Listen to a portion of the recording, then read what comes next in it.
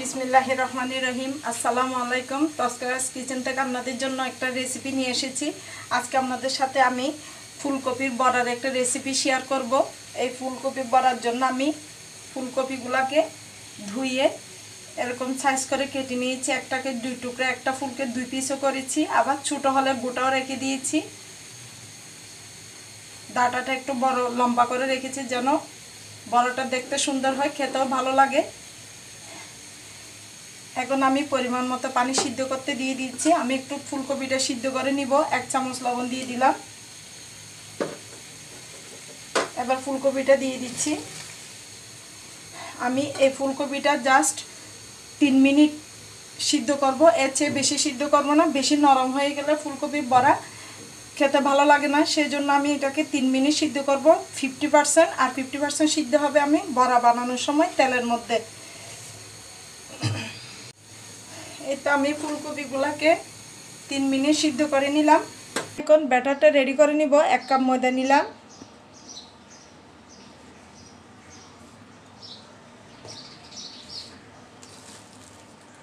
দিয়ে দিচ্ছি আমি 3 চামচ চালের গুঁড়া। চালের গুঁড়ার পরিবর্তে আপনারা চাইলে কর্নফ্লাওয়ারও ইউজ করতে পারেন, দুটোটা মুচমুচের জন্য কাজে আসবে।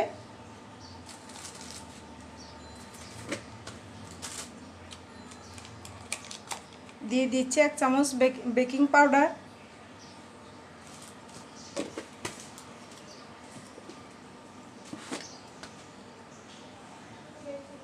দিয়ে দিচ্ছি 1 চামচ লাল মরিচের গুঁড়া,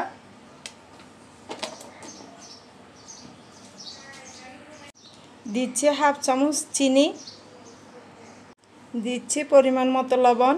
আমি লবণ সিদ্ধর সময় দিয়েছি, ফুলকপি সিদ্ধ করার সময়, সেজন্য এখন একটু কমিয়ে দিলাম। সবগুলা শুকনো উপকরণ একটু মিশিয়ে নিচ্ছি। এবার দিয়ে দিচ্ছি 1 চামচ সয়াবিন তেল, গরম করে দিয়েছি। তেলটা যদি গরম করে দেওয়া হয় তাহলে বা কম চুষে নেবে, আর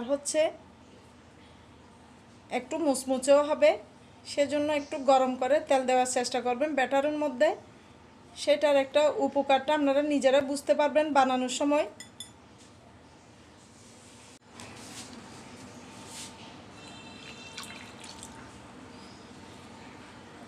আমি একটা ব্যাটার তৈরি করে নিব, অল্প অল্প পানি দিয়ে তৈরি করে নিচ্ছি। বেশি পাতলা হবে না, আবার অতিরিক্ত ঘন হবে না। এভাবে যখন আঙ্গুল ডুবিয়ে দেখবেন আঙ্গুলের গায়ে লেগে থাকবে, তাহলে বুঝবেন ব্যাটারটা রেডি হয়ে গেছে।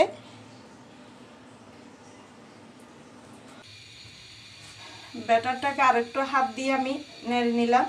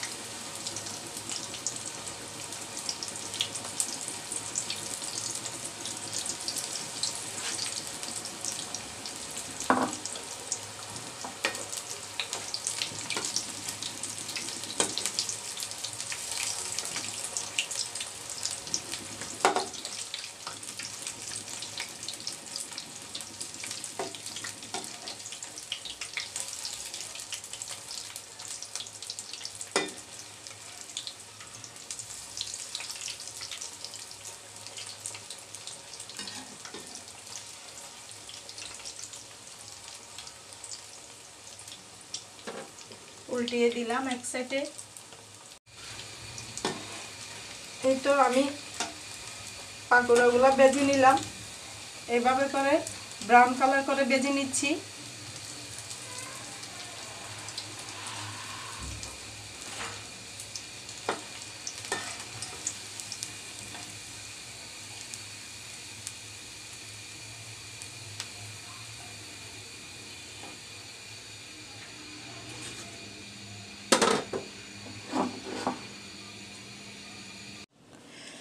হয়ে গেল আমার ফুলকপির পাকোড়া বা বড়া। দেখতে এরকমই হয়েছে, মাশাআল্লাহ আলহামদুলিল্লাহ খুব সুন্দর হয়েছে।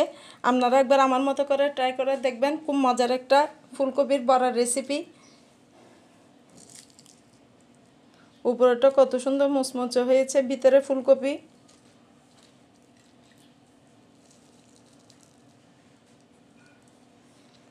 আমার এই ফুলকপির বড়া বা পাকোড়ার রেসিপিটা আপনাদের ভালো লেগে থাকলে আমার রেসিপিটাকে একটা লাইক দিবেন, কমেন্ট ও শেয়ার করে দেবেন যেন সবার কাছে পৌঁছে যায়। আপনাদের সবার সহযোগিতা কামনা করছি। আজ এই পর্যন্তই। আল্লাহ হাফেজ। আসসালামু আলাইকুম।